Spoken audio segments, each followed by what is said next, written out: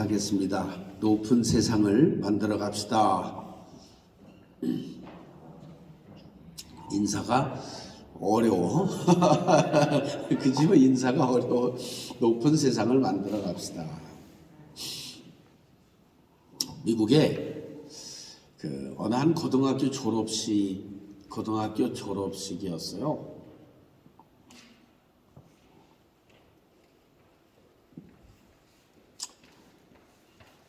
어떤 학생이 나와서 그렇게 말을 합니다. 내가 오늘 학교로부터 졸업식 이제 대변하는 제일 마지막에 졸업자 대표가 한 사람이 연설하잖아요. 그 졸업자 한 명이 연설하는데 뭘 종이를 가지고 나오더니 내가 이거 학교에서 허락받은 연설문인데 이게 난 하고 싶지 않습니다. 그러고 이걸 찢어버렸어. 그죠? 아인데 오이 코스트너라는 남자아이예요. 미국 애인데 그리고 이걸 딱 찢어버렸어. 그리고 말합니다. 내가 오늘 여러분들한테 말하고 싶은 게 꼭 있는데 그걸 좀 원고 없이 말하겠다고. 그러고 말한 게 뭐냐 하면 로드 플레이 주기도문을 외웠어요. 왜 외웠냐니까 뒤에 쭉 자기가 이제 연설하는데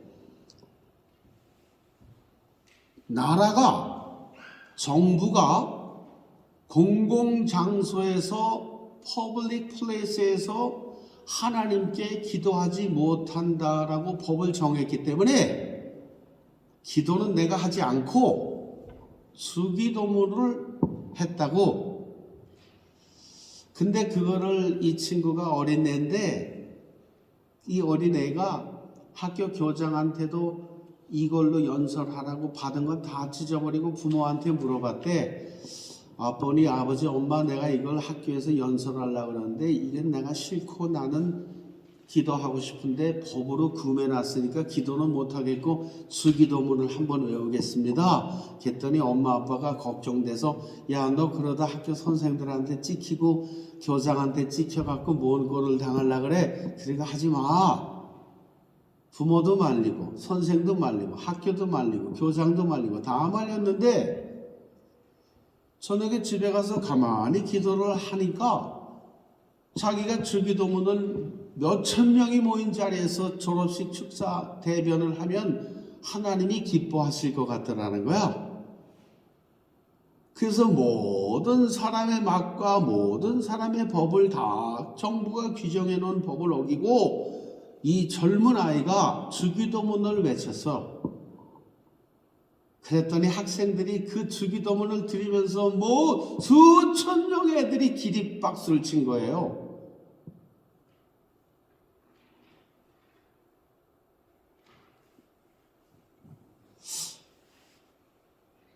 낯선 세상이죠. 부모도 하지 말라 그러고 학교도 하지 말라 그러고 교장도 하지 말라 그러고 주변에 있는 사람 다 하지 말라 그러는데 그걸 하는 건 쉽지 않아요. 낯선 세상입니다. 그런데 이 어린아이 17, 18 먹은 이 어린애가 내가 선포하는 이것은 법 위에 있는 자유입니다.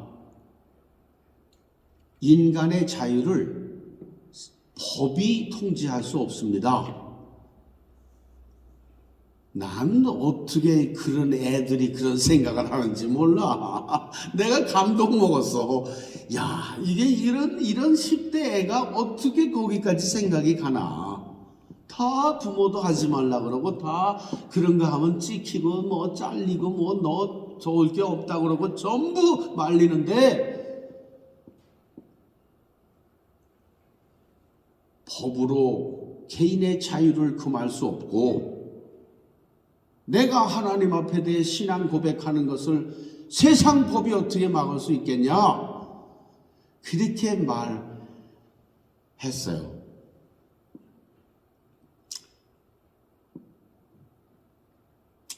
지금 우리가 사는 세상은 법치주의 사회입니다. 그렇죠? 법으로 통제하잖아요. 이건 이렇게 정해놓고 저 빨간불에 지나가지 마. 이건 뭐 그 걸리면 뭐 사람 때리지 마. 이건 뭐 이렇게 하면 법으로 다 니네 처벌받고 뭐 감옥 가고 그런다. 그건 이제 법치주의예요. 그런데 가만히 잘 생각을 해보면 우리가 법의 저축을 받고 사는 것 같은데 사실은 법에 대하여 자유하게 살고 있다고요. 법을 죄를 짓지 않는 한 법에 자유하게 살고 있어요. 우리가. 그죠? 법이 통치하는 세상 외에 도덕과 윤리와 양심이 통제하는 세상이 있습니다. 이게 법치주의 우에 있는 세상이죠. 왜? 도덕과 윤리와 양심의 기준을 가지고 사는 사람들이 법에 저촉받을 일이 없거든요. 이게 더 우에 있는 세상입니다. 자유와 사랑과 용서와 그게 더 높은 세상이죠.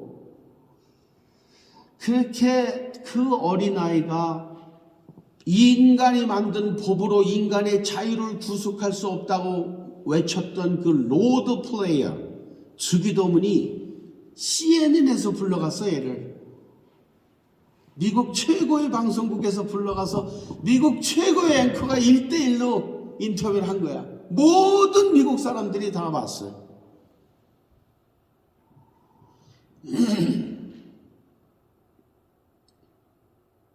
높은 세상은 낯선 사람들이 살 수 있습니다. 그리고 우리에게 낯선 세상일 수 있습니다. 그러나 오늘 본문이 낯선 사람을 만난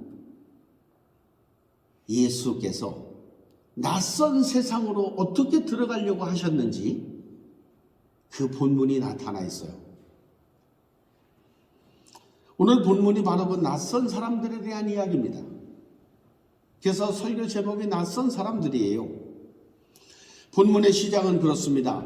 사마리아 여자가 이르되 당신은 유대인으로서 어찌하여 사마리아 여자인 나에게 물을 달라 하나이까 하니 이는 유대인이 사마리아인과 상종하지 아니함이로라.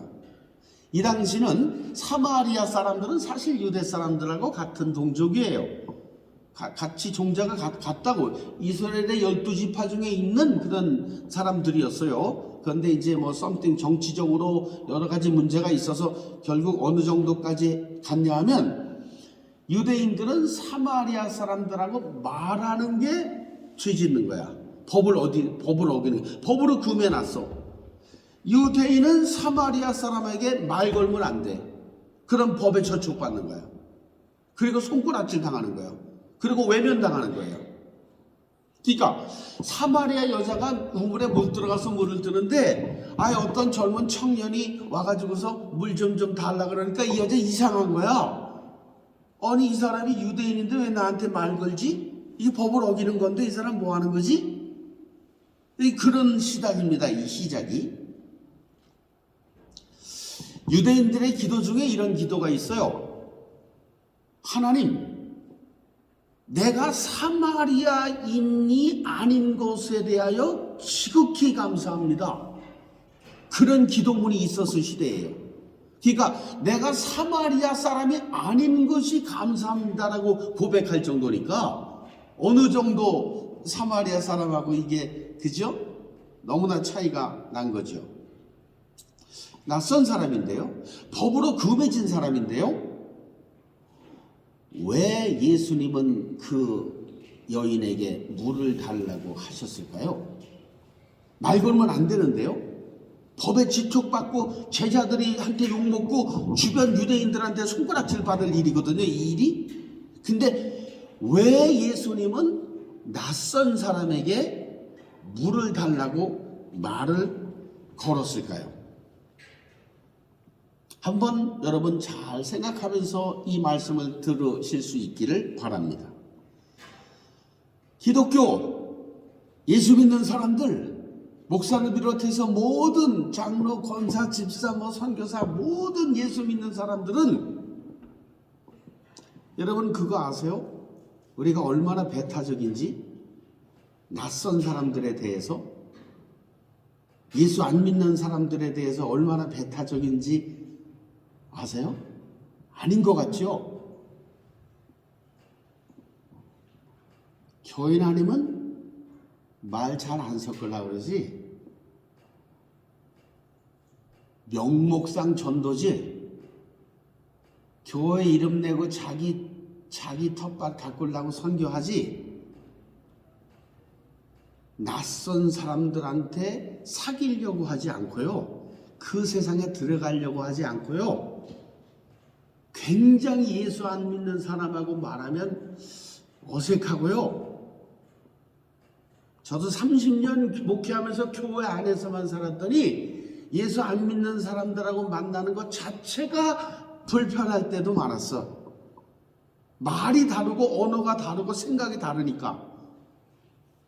그런데 왜 예수님은 말이 다르고 언어가 다르고 생각이 다르고 사상이 다르고 이념이 다른 이 사마리아 여인한테 말 섞고 계신가? 왜?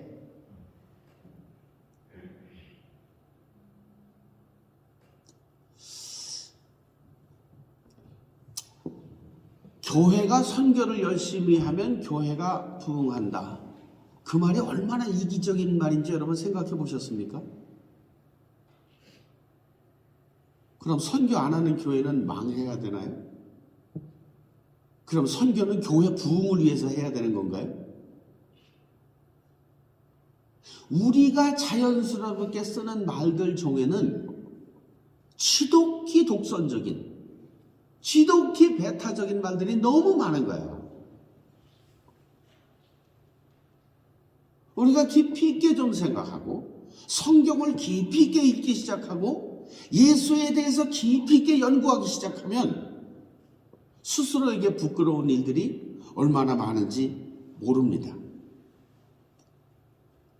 오늘 왜 예수님께서 지탄받을 일을 하고 계시는가? 법을 어기는 일을 하고 계시는가? 본문이 정확하게 설명하고 계시죠. 만나면 안 되는 이 여자한테 왜 말 걸고 있나? 왜 지금 낯선 세상으로 들어가고 하시는가? 10절에 보면 예수께서 대답하여 이르시되 네가 만일 하나님의 선물과 또 네게 물 좀 달라고 하는 이가 누구인 줄 알았더라면 너희가 그에게 구하였을 것이요 그가 생수를 내게 주었으리라. 여기 지금 예수님은 법으로 금해져 있는 사마리아 여인에게 말을 걸고 그 낯선 사람에게 그 낯선 세상으로 들어가려고 하는 목적이 정확하게 한 가지 기록하지요. 하나님의 선물을 주고 싶은 거예요. 다른 이유가 없었어요. 하나님의 선물을 주고 싶었어, 그 사람에게. 이게 법으로 어떻게 됐든 뭐가 잘못됐든 어쨌든 그 한 사람에게 하나님의 선물을 전달해 주고 싶으셨어요.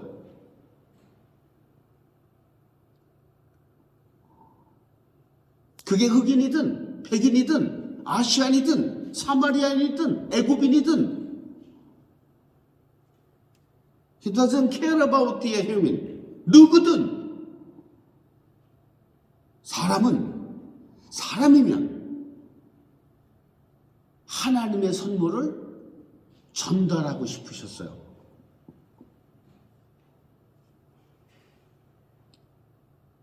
도둑놈이든 거지든 살인자든 가난하든 부유하든 높은 지위에 있든 낮은 자리에 있든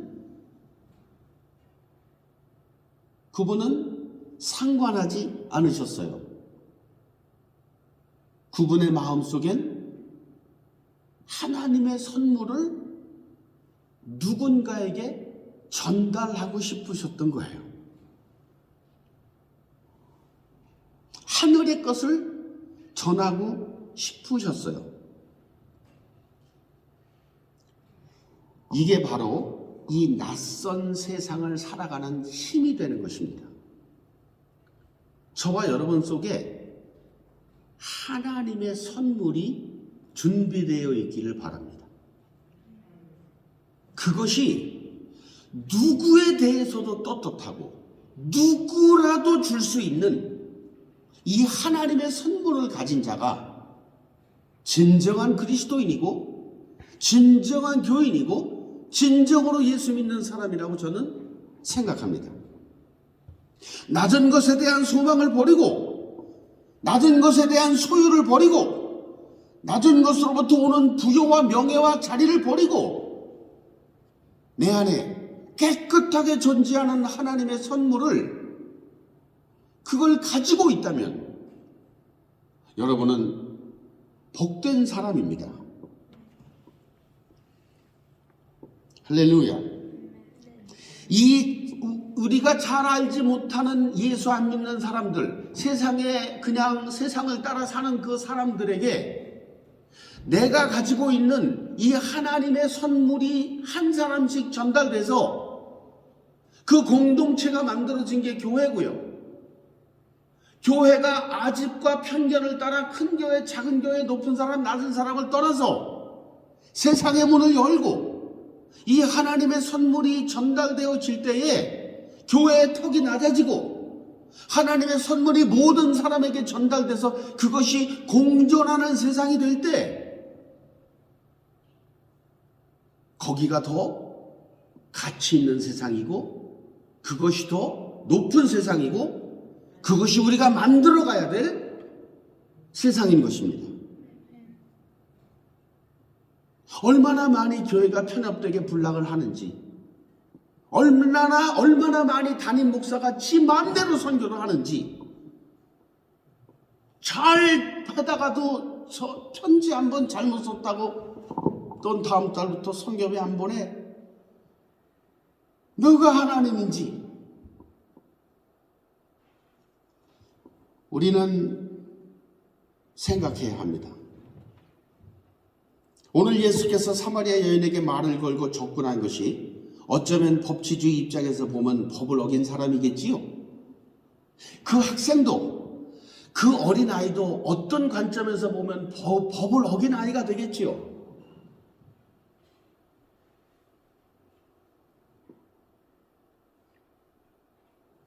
모든 사람도 세상도 사회도 법 위에 있는 이 도덕과 윤리와 가치가 더 높은 세상인 것을 알리는 게 크리스찬이고 교인이라고 저는 생각합니다. 그래서 예수께서 사마리아 여인에게 주려고 했던 그 하나님의 나라, 하나님의 선물은 구체적으로 뭘까요? 뭐를 주고 싶었을까요? 예수님은 말 섞으면 안 되는 이 여자, 법으로 금해진 이 여자에게 말을 걸어가면서까지 주고 싶으셨던 게 무엇이었을까?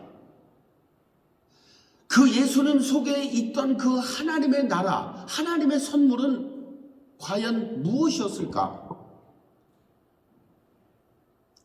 궁금하지 않습니까? 무엇이 예수 그리스도 속에 있었길래 법을 어겨가면서라도 말을 걸어서라면서라도 꼭 전달해주고 싶었을까? 그게 무엇일까? 13절에 봅니다. 예수께서 대답하여 이르시되 이 물을 마시는 자마다 다시 목마르려니와 내가 주는 물을 마시는 자는 영원히 목마르지 아니하리니 내가 주는 물은 그 속에서 영생하도록 솟아나는 샘물이 되리라. 여자가 이르되 주여 그런 물을 내게 주사 목마르지도 않고 또 여기 물길러 오지도 않게 하옵소서. 잘 말씀을 성경을 깊이 있게 읽는 습관을 한번 가져보시기를 바랍니다. 예수님이 그렇게 말하셨어요. 야, 이 우물물 네가 나한테 지금 주는 거 있잖아. 이거 먹으면 좀 있으면 또 목마를 거야. 몇 시간 지나면. 근데 내가 너한테 주는 물은 영원토록 뭐 안 마른다? 그렇게 말했더니 이 여자는 그게 어떻게 들리는 거예요, 지금? 그 말을 육신으로 들은 거예요. 그러니까 이 사람이 주는 물을 먹으면은 내가 노동 안 해도 되고, 물길로 오지 않아도 되고, 시간 안 벌어도 되고, 이게 무슨 말이에요? 주님은 영적인 말로 생수를 언급하시는데, 내가 듣기로는 육신으로 들리는 거예요, 지금 이게. 같은 말이 육신으로 받아들일 때와 영적으로 선포될 때가 다른 스테이지에 있는 거예요. 이 똑같은 말인데. 이분은 하나님의 선물을 생수라고 영원히 목마르지 않는 물을 하나님의 선물을 주고 싶으신데 그걸 준다고 말했더니 이 사람은 그게 육신적으로 받아들이는 그 물 먹으면 영원히 목 안 말라? 나 이거 고생 안 해도 되는구나 먹고 살라고. 시간 안 벌어도 되는구나. 여기 왔다 갔다 이 고생 이거 이런 거 다 필요 없네. 당장 주세요. 나 좀 먹고 싶습니다. 그 물 좀.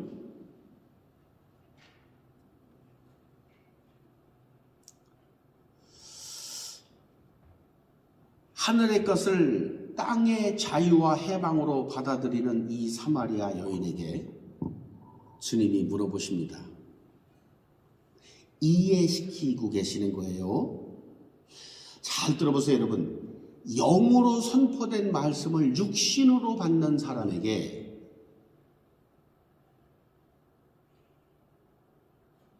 주님이 설명하십니다. 16절에 봅니다. 이르시되 가서 네 남편을 불러와라. 여자가 대답하되 이르되 나는 남편이 없나이다. 예수께서 이르시되 네가 남편이 없다 하는 말이 옳도다. 너에게 남편 5이 있었고 지금 있는 자도 네 남편이 아니니 네 말이 참되도다. 여자가 이르되 주여 내가 보니 선지자로소이다.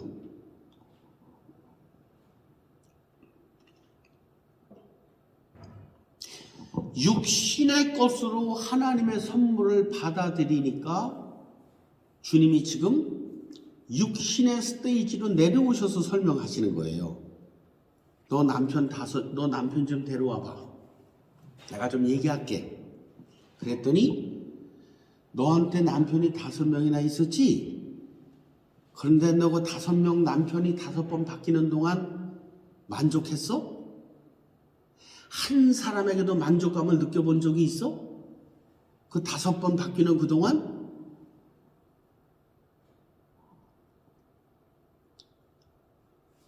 우물물을 먹어서 목마름이 찾아오듯 남편을 5번 바꿔도 내 요구와 필요가 채워지지 않는 것처럼 이 세상에 있는 모든 것은 끝없이 갈급하고 끝없이 요구하고 끝없이 찾아다니게 돼 있다. 그 설명하신 거예요. 어떤 것은 사법고시를 통과해서 판사가 되면 최고라고 생각해서 죽도록 10년을 공부해서 판사 됐더니 그 안에 들어가 보니 또 부정과 부패와 수없이 많은 것들이 널브러져 있는 거야. 부장검사가 되면 낫겠지, 차장검사가 되면 낫겠지, 대법관이 되면 낫겠지. 끝까지 남편을 5번 바꿔가며 남자를 바꿔봐도 내 가슴을 채워주는 남자는 없더라 이 말이야. 내 가슴을 충족시켜주는 직업은 없더라 이 말이야. 이 세상에 어떤 것도 나를 채워주지 못하더라 이 말이야. 그 설명을 하신 거예요. 너 남편한테 만족하지 못하지? 그런데 알아들었어 이때. 그래도 이 정도 되면 똑똑한 여자야. 왜 2번 만에 알아듣잖아. 두 번 만에 똑똑한 사람이야. 수백 번 만에도 못 알아들어. 근데 이 사람 2번 만에, 그러니까 예수님의 메시지가 클리어하신 거지. 2번 딱 설교하셨는데 알아들었어. 당신이 선지자십니다. 알아들었어. 정확하게는 몰라도 대충 알아먹었어. 여러분, 우리가 자신을 한번 돌아봅시다. 예수께서 주시려고 하는 이 생수를 우리는 사마리아 여인처럼 받아들이고 있지는 않나요? 예수 믿으면 축복받아 부자 되고, 예수 믿으면 자식이 형통하고, 예수 믿으면 병 낫고, 기도하면 뭐든지 다 이루어지고, 이 하나님의 선물이 내 육신의 만족과 요구와 성공과 형통에 포커스되어져 있다면 그 사람은 아직 육신의 공간에 머물러서 하나님을 보는 겁니다. 하나님을 통해서 내 육체의 문제를 해결하고자 하는, 사마리아 여인이 내가 시간 안 들여도 되고 고생 안 해도 되고 노동 안 해도 되니까 그거를 나에게 달라고 했던 그 예수를 믿는 것입니다.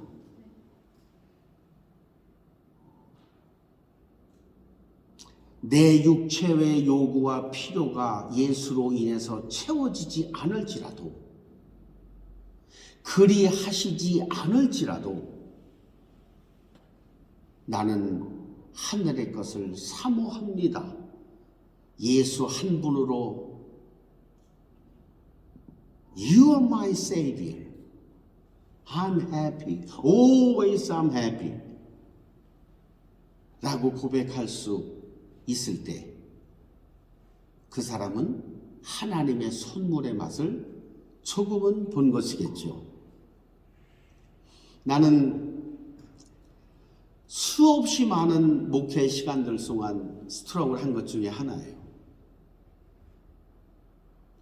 예수를 믿는, 기도하는 조건, 기도하는 이유, 응답받아야 되는 이유, 내가 예수를 믿는 이유, 목회를 해야 되는 이유가 나의 만족과 나의 성장과 나의 요구와 나의 필요를 채워야 되는 것이라면 나는 잘못 가르쳤고, 나는 잘못 목회를 했고, 나는 잘못 선포한 것이다. 그런 생각이 목회 30년 만에 돌아오는 거예요. 결론입니다.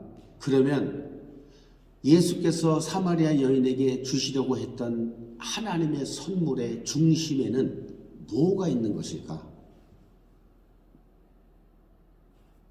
엑기스를, 무엇을 주기를 원하셨던 것인가? 21절입니다. 예수께서 이르시되 여자야 내 말을 믿어라. 이 산에서도 말고 예루살렘에서도 말고 너희가 아버지께 예배할 때가 이르리라. 너희는 알지 못하는 것을 예배하고 우리는 아는 것을 예배하노니 이는 구원이 유대인에게서 남이라. 여러분, 오늘 예수께서 사마리아 여인에게 주고 싶으셨던 가장 코어에 있는 두 가지, 구원과 예배입니다. 구원과 예배를 주고 싶었어요. 그것이 하나님의 선물이었어요. 이 두 단어, 예배와 구원. 23절로 넘어가서 조금 더 클리어되지요? 아버지께 참되게 예배하는 자들은 영과 진리로 예배할 때가 오나니 곧 이때라. 아버지께서는 자기에게 이렇게 예배하는 자들을 찾으시느니라. 하나님은 영이시니 예배하는 자가 영과 진리로 예배할지라. 여러분, 여기에서 예배와 구원의 비밀이 풀어집니다. 예배에서의 하나님의 구속 요소, 선물은 바로 영과 진리예요. 여러분, 이방 여인에게 흑인이든 백인이든 아시안이든 온 인류와 사람들에게 전하고 말해야 되는 것은 바로 예배예요. 그런데 그 예배는 신령과 진정으로 진리를 향해서 드려지고 있는 것입니다. 이건 굉장히 중요한 말이죠. 진정한 예배가 지금 진행되고 있다면 여러분 속에서 성령이 지금 일하고 계실 것입니다. 여러분 잘 들으세요. 이거 중요한 말을 지금부터 할게요. 24절에 보니까 God is spirit and his worshippers must in spirit and truth. 이걸 잘 보면은요, 예배 안에는 하나님의 영이 스스로 진리를 향해서 가고 있는 상태를 말해요. 어렵습니다. 잘 들으세요. 내 안에 있는 영이 스스로 지금 진리를 향해서 가고 있어야 돼요. 여러분이 지금 예배 드리고 있다면. 예배는 목사가 인도하는 게 아닙니다. 예배는 하나님의 영이 스스로 진리를 향해서 여러분 각자를 지금 인도하고 있는 거예요. 여러분 속에 있는 영이 예수 그리스도를 향해서 나를 이끌고 가고 있는 거예요, 지금. 찬송을 부르면서 내 안에 있는 영이 예수를 느끼게 하고, 찬송을 부르면서 감사를 느끼게 하고, 찬송을 부르면서 회개를 느끼게 하고, 찬송을 부르면서 주님을 만질 수 있게 하는 거, 그것은 목사가 하는 게 아니고 밴드가 하는 게 아니고 성령이 여러분 안에서 스스로 예배드리고 있으신 겁니다. 성령이 스스로 내 안에서 예배드리고 있는 것을 육체는 느낄 뿐이에요. 예배의 실체는 성령이십니다. 아무도 그것을 대신할 수 없어요. 목사가 어림없는 소리예요. 나는 오늘도 여러분들의 영 속에서 찬송을 부를 때, 기도할 때 여러분의 양심을, 여러분의 생각을, 여러분의 영을 진리로 인도하시는 성령의 흐름을 맛보게 되시기를 주님의 이름으로 축복합니다. 그게 예배예요. 말씀을 들으면서 그 말씀 안에 있는 진리가 우리를 그리스도의 형상으로 만들도록 24시간 인도하실 것입니다. 그래서 예배는 교회 안에서 드리는 게 아닙니다. 예배는 24시간 동안 주의 영이 나를 인도하시는 것이 예배예요. 할렐루야. 24시간 동안 예배인 것입니다.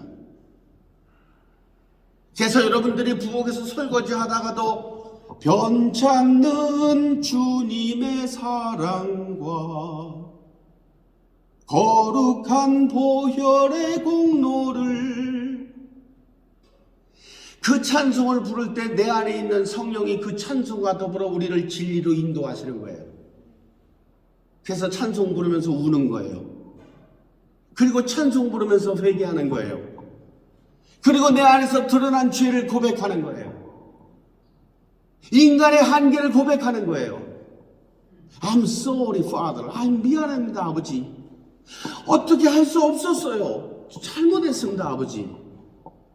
그 잘못했다는 고백 안에 그 예배 속에서 예수의 피가 그 심령에 뿌려지는 거예요. 예수의 피가 뿌려진 그 양심 속에 새로운 세상이 열리는 것입니다. 예배의 주체는 인간이 아닙니다. 예배의 주체는 여러분 속에 계신 하나님의 영이에요. 그 영이 이 말씀을 들으면서 리스폰스 하는 거예요. 그렇지, 아멘, 그렇지.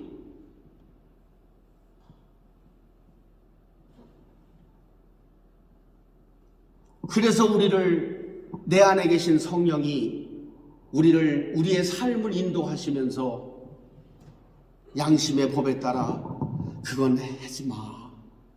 병우야, 그건 하지 마. 너 그럼 하면 안 되잖아. 그럴 때 거부하고 그 일을 할 때도 있지요. 시간이 지나서 회개하고 잘못했어 그러면 새로운 핏뿌림을 뿌려주시고 다시 우리를 새롭게 해서 진리로 향하게 하시는, 날마다 우리를 진리를 향해서 달려가게 하시는 그 신령과 진정의 역사가 예배인 것입니다. 할렐루야. 성경은 무궁무진한 거예요.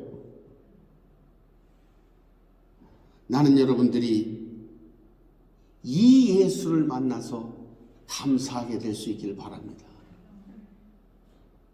기도해서 뭐 부자 됐어요, 복 났어요, 뭐 좋은 대학교 갔어요. 그런 거 그만하고, 그런 거 그만하고, 날마다 신령과 진정 안에서 나를 예수 진리께로 인도하시는 그분께 감사하고, 늘 새로운 기회를 주시는 그분께 고마워하고, 그게 고마워서 교회에 와서 봉사하고, 그게 고마워서 언급하고, 그게 고마워서 서로 친교하고, 그게 고마워서 우리를 진리로 날마다 인도하시는 그 신령과 진정의 역사가 우리 마음을 날마다 두드리고 인도하시는 그 모든 시간이 예배인 것입니다.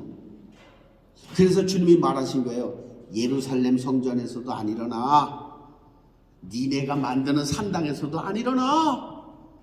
그거는 신령과 진정으로 네 속에서 역사하시는 하나님의 영이 진리로 인도하시는 모든 시간이 예배다.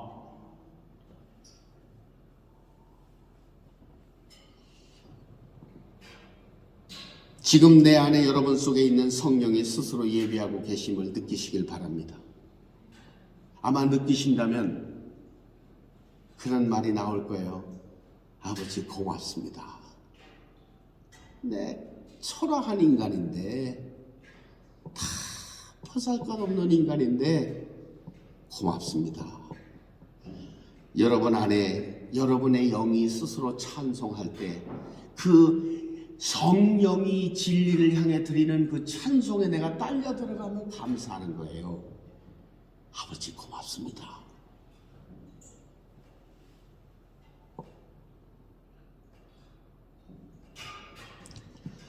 지금도 나와 동행하시고 손잡고 계시고 진리로 인도하시는 그 현재 진행령이 바로 살아계신 하나님이라고 표현하죠. 세상의 법치주의를 넘어서 도덕과 윤리와 양심이 다스리는 무형의 가치주의가 법치주의 우에 있다면, 도덕과 윤리가 여러분 정직이 법 우에 있어요. 그러나 이건 무형의 것이지요. 왜? 모든 사람의 양심에 있으니까요. 법은 보이는 거니까요. 보이는 것을 지배하는 것은 보이지 않는 것입니다. 이 높은 세상 우에 또 하나의 세상이 있어요. 그 세상이 뭐예요? 거룩과 정직과 사랑과 용서와 평강과 희락과 자비와 오래 참음이 역사하시는 성령이 통제하시는 세상이에요. 성령이 통제하시는 사람이에요. 그래서 이 세상의 가장 높은 가치는 예수의 영이 통제되는 세상이에요. 예수의 영으로 움직여지는 사람들이에요. 그 사람들은 낯선 사람들이에요, 여러분. 또 다른 낯선 사람들이에요. 여러분, 그 낯선 사람들의 주인공이 되시길 바랍니다. 우리 한 사람이 영과 진리로 하나님께 예배하고 실시간으로 그분의 인도와 동행하면서 살아갈 때, 그리고 그 예수가 전해질 때 좀 더 큰 공동체가 되어가고, 그 공동체가 커져서 나라가 되고 국가가 되고 세상이 될 때, 이 땅에 진정으로 우리가 만들고 싶은 가치 있는 세상, 유토피아가 만들어질 줄로 믿습니다. 주님 오시기 전까지 그 일을 하는 게 우리가 하는 거야. 여러분, 24시간 동안 신령과 진정으로 내 안에 계신 영이 여러분들을 진리로 인도하는 그 예배 가운데 임하여 계시기를 주님의 이름으로 축복합니다.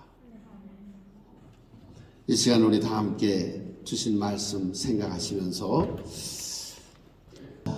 지금은 우리 구주 예수 그리스도의 은혜와 하나님 아버지의 그 놀라우신 사랑하심과 성령의 감동, 감화, 교통, 인도하심이 이제 날마다 내 안에서 역사하시는 성령의 인도하심으로 신령과 친정으로 진리를 추구하며 진리와 더불어 살아가며 진리와 함께 이 세상의 공동체를 만들어 가겠노라. 마음에 결심한 주의 백성들의 머리머리 위에 저들의 가정과 직장과 사업과 자녀, 두고 온 우리의 조국 대한민국과 이 나라 미국, 전 세계에 흩어져 살고 있는 18억 5천만 명의 어린이 청소년들의 삶과 저들의 교육 위에 이제로부터 영원토록 함께 하시기를 간절히 축원하옵나이다. 아멘.